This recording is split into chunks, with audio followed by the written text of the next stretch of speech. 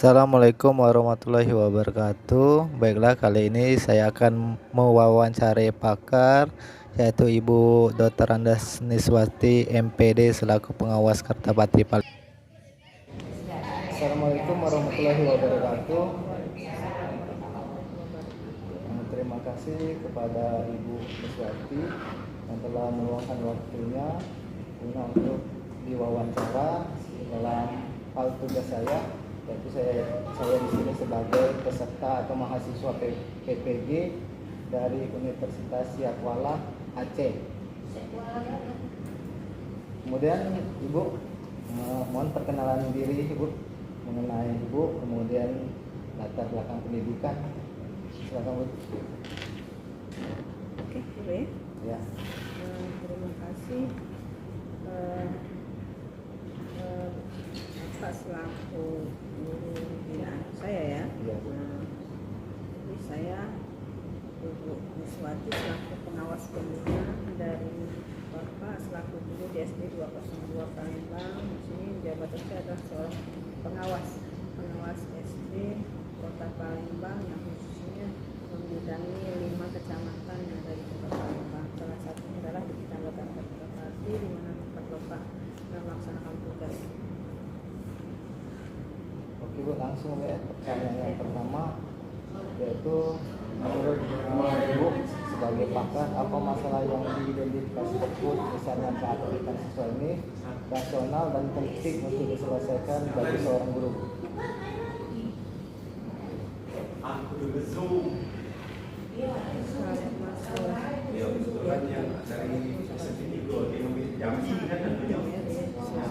Karena itu menyangkut menyangkut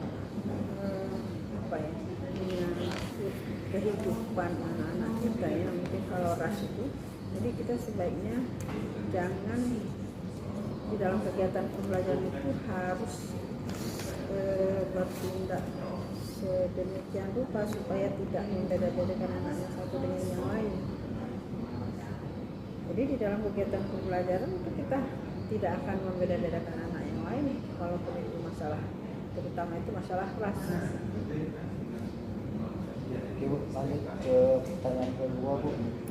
Mengapa motivasi belajar di kelas rendah ini terutama masih sangat rendah Bu? Apa faktor kira-kira menurut materi Bu?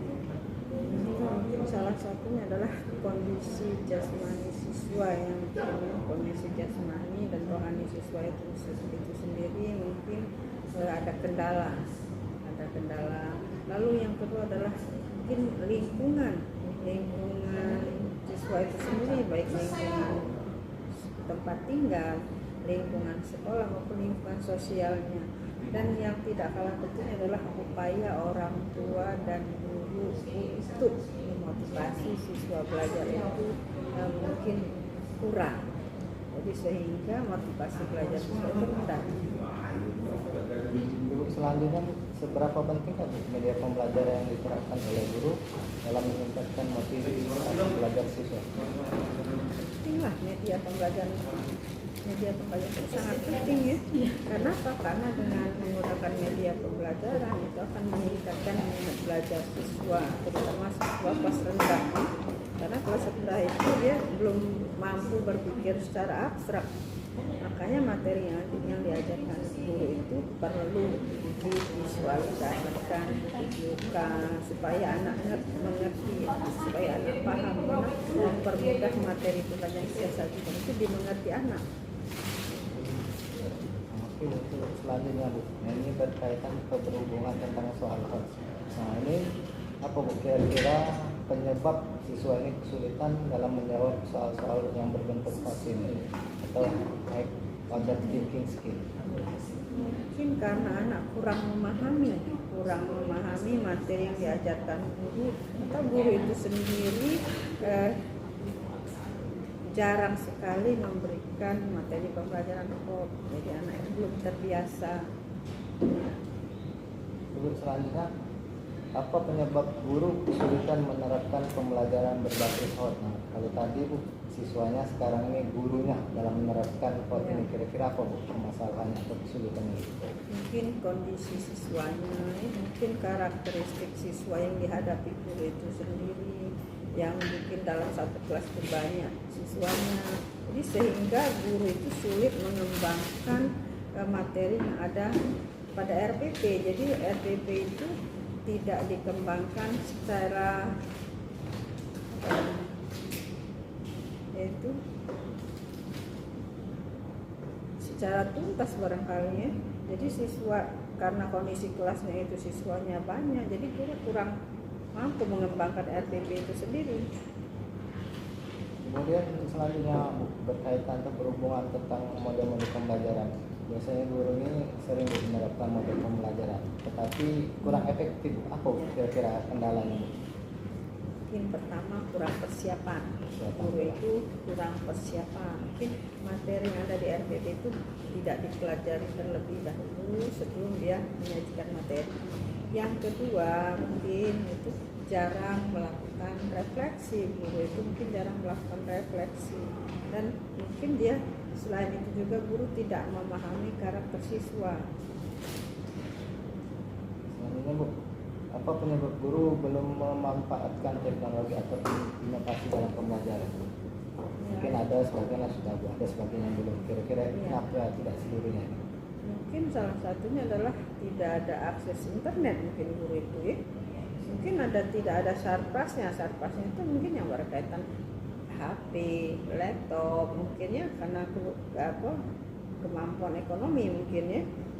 Sudah itu pembelajaran tidak mengintegrasikan pada TIK. Pembelajaran yang disajikan oleh guru itu tidak mengintegrasikan pada TIK. Jadi guru tidak memiliki pengetahuan tentang TIK. Tidak ada kemauan yang jelas itu ya, mungkin guru itu tidak ada kemauan untuk bagaimana dia mempelajari, melaksanakan pembelajaran itu dengan menggunakan TIK. Selanjutnya Bu, apa penyebab siswa sulit memahami materinya? Kadang ini Bu sudah menggunakan model media, tapi siswa ini sulit memahami materi. Kira-kira menurut pendapat Ibu sebagai faktor apa kendalanya kira-kira? Pertama mungkin siswa itu sendiri memiliki kesulitan belajar.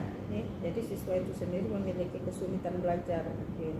Yang kedua, mungkin metode yang disajikan oleh guru itu tidak sesuai dengan materi yang diajarkan. Lalu siswa itu sendiri tidak menyukai, mungkin siswa itu tidak menyukai materi yang disajikan ibu itu, atau materi yang disajikan itu kurang menarik, jadi kurang dikembangkan. Nah, mungkin ada masalah pribadi siswa itu sendiri, mungkin dia lagi sakit, mungkin dia lagi ada masalah keluarga, makanya dia kurang memahami materi itu.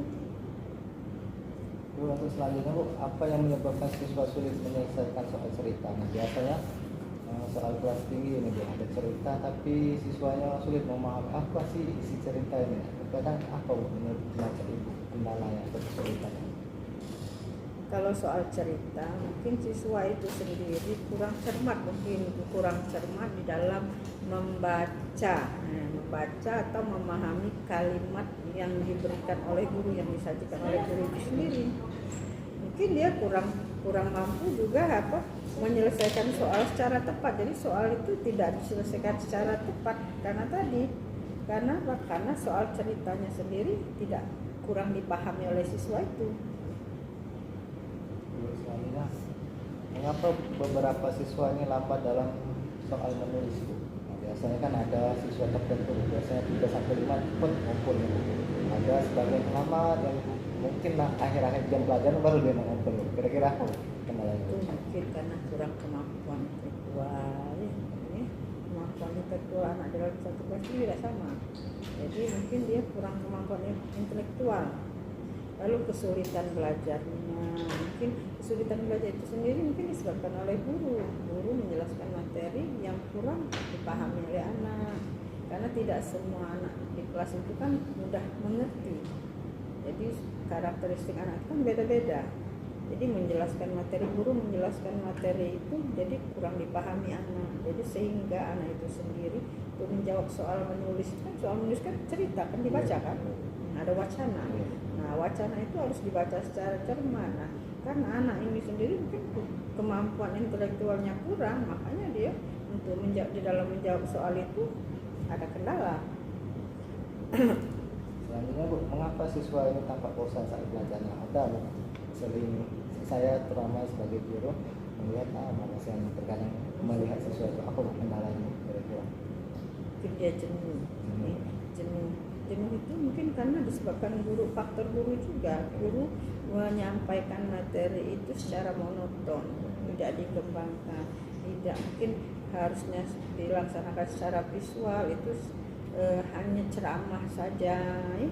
Lalu kurang waktu istirahat, mungkin siswa itu mungkin dia ada kendala di rumah, mungkin di sekolah itu sendiri banyak tugas dari guru sehingga kurang istirahat, jadi dia sulit fokus dalam belajar itu.